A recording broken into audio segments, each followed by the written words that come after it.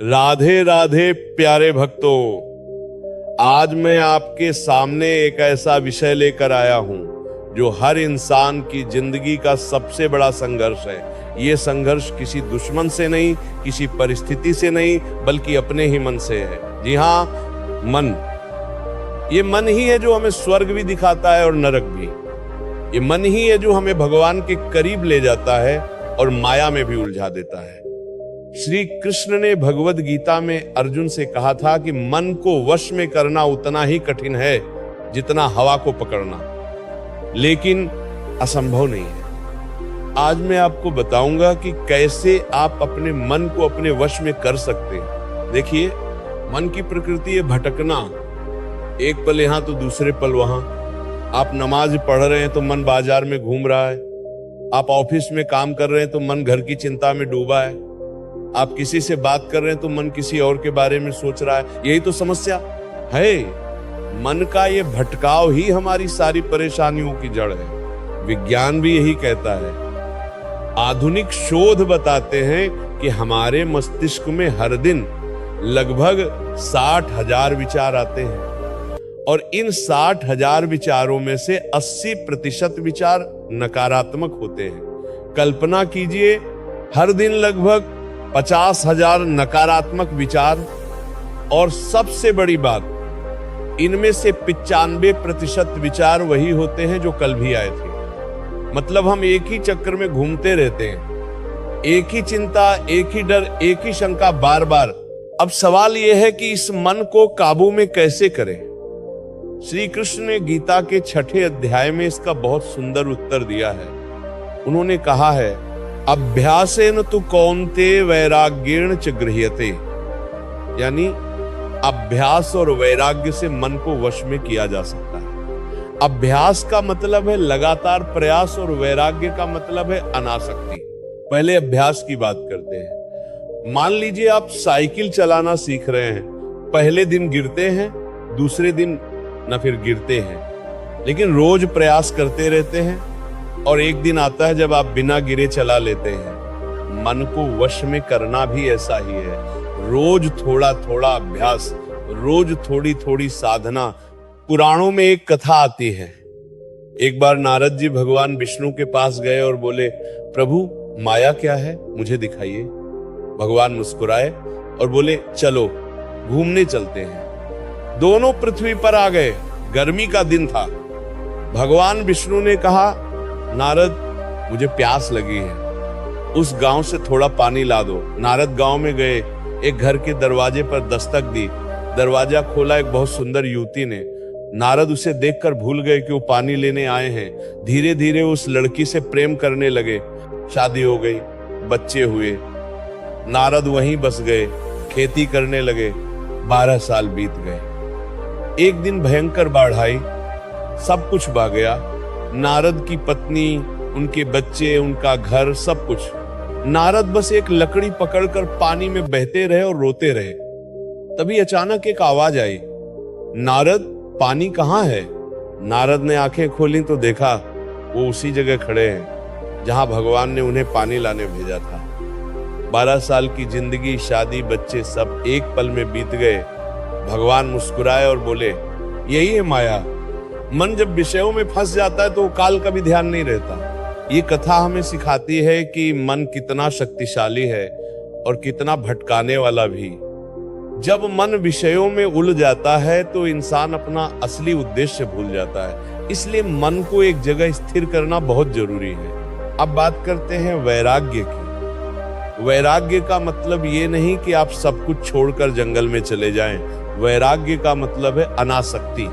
आप दुनिया में रहिए, अपने कर्तव्य निभाइए, लेकिन फल की आसक्ति मत रखिए। श्री कृष्ण ने कहा है, कर्मण्येवाधिकारस्ते मां फलेषु कदाचन। आपका अधिकार केवल कर्म पर है, फल पर नहीं। देखिए, जब आप किसी काम को करते हैं और सिर्फ परिणाम के बारे में सोचते रहते हैं तो मन अशांत रहता है। हो गया तो क्या होगा, नहीं हुआ तो क्या होगा, ये सोच सोचकर मन भटकता रहता है। लेकिन जब आप सिर्फ कर्म पर ध्यान देते हैं, पूरी एकाग्रता से करते हैं, तो मन शांत हो जाता है। विज्ञान में इसे फ्लो स्टेट कहते हैं। जब आप किसी काम में इतने डूब जाते हैं कि समय का पता ही नहीं चलता, चारों तरफ की आवाजें सुनाई नहीं देती, बस वो काम ही रह जाता है। ये स्थिति मन की सबसे शांत अवस्था है और इसी अवस्था में इंसान अपना सर्वश्रेष्ठ प्रदर्शन करता है। अब मैं आपको मन को वश में करने के कुछ व्यवहारिक तरीके बताता हूं। पहला है ध्यान।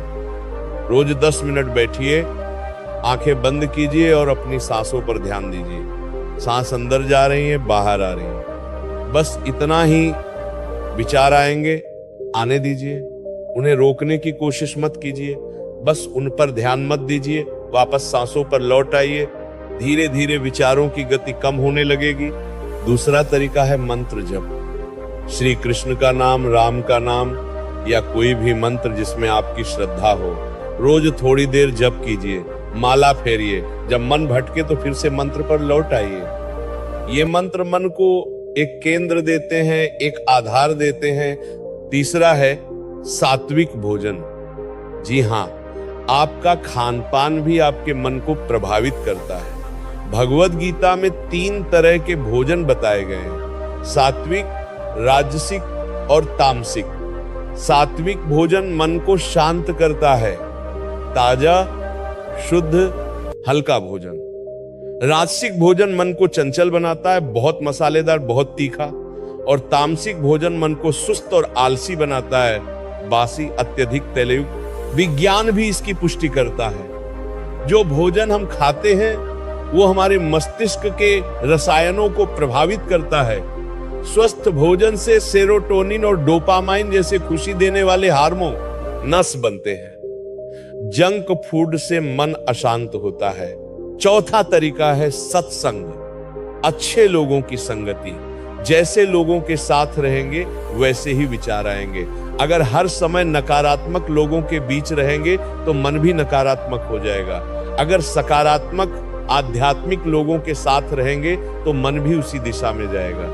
5वां है स्वाध्याय।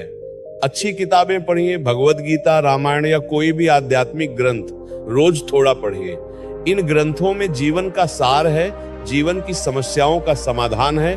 जब मन परेशान हो तो ये ग्रंथ मार्गदर्शक बन जाते हैं। अब एक बहुत महत्वपूर्ण बात, मन को वश में करने का मतलब ये नहीं कि आप अपनी भावनाओं को दबा दें।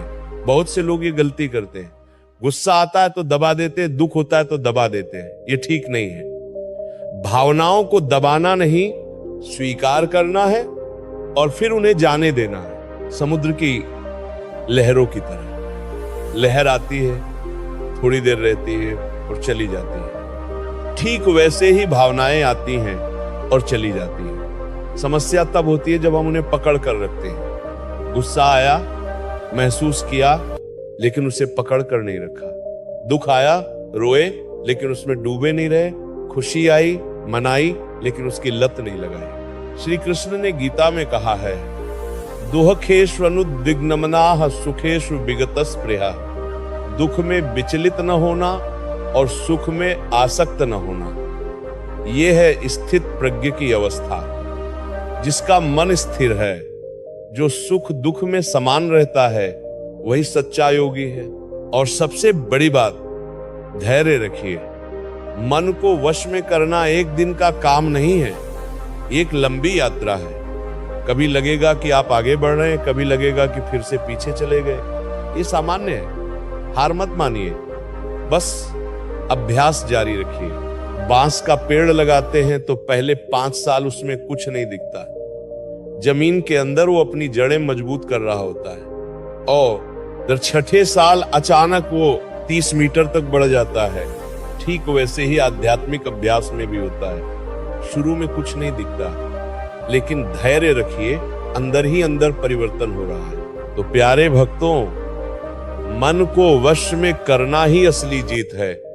बाहरी दुनिया को जीतने से क्या फायदा अगर अपने मन को नहीं जीत सके। श्री कृष्ण ने कहा था, मन के जीते जीत है, मन के हारे हार। जो अपने मन को जीत लेता है वो पूरी दुनिया को जीत लेता है, और जो अपने मन से हार जाता है उसके पास सब कुछ होने पर भी कुछ नहीं है। तो आज से शुरू कीजिए, छोटी शुरुआत कीजिए। 5 मिनट ध्यान, थोड़ा मंत्र जप, अच्छी किताब पढ़ना, अच्छे लोगों से मिलना, धीरे धीरे ये आदत बन जाएगा। और एक दिन आप देखेंगे कि आपका मन आपकी सुनने लगा है, आपके वश में आने लगा है। और जिस दिन मन वश में आ जाता है, उस दिन जिंदगी वश में आ जाती है। फिर कोई चिंता नहीं, कोई भय नहीं, केवल शांति और आनंद। राधे राधे। जय श्री कृष्ण। अगर आपको ये वीडियो अच्छा लगा हो, अगर इन बातों ने आपके दिल को छुआ हो, तो कृपया कमेंट में राधे राधे जरूर लिखें। आपका प्यार और आशीर्वाद ही हमारी असली प्रेरणा है। और अगर आप चाहते हैं कि ऐसे ही प्रेरणादायक और आध्यात्मिक वीडियो आपको मिलते रहें, तो हमारे चैनल को सब्सक्राइब करना न भूलें और घंटी के बटन को भी दबा दें, ताकि हर नए वीडियो की सूचना आप तक सबसे पहले पहुंचे। और सबसे महत्वपूर्ण बात, इस वीडियो को ज्यादा से ज्यादा शेयर करें, अपने दोस्तों, परिवार और रिश्तेदारों के साथ शेयर करें। हो सकता है किसी को इस समय इन बातों की सख्त जरूरत हो, किसी का मन परेशान हो और ये संदेश उन्हें राह दिखा दे। शेयर करके आप एक पुण्य का काम करेंगे, किसी की जिंदगी में उजाला ला सकते हैं। मिलते हैं अगले वीडियो में एक नए संदेश के साथ, एक नई प्रेरणा के साथ। तब तक के लिए खुश रहिए, स्वस्थ रहिए और भगवान का नाम लेते रहिए। राधे राधे। जय श्री कृष्ण।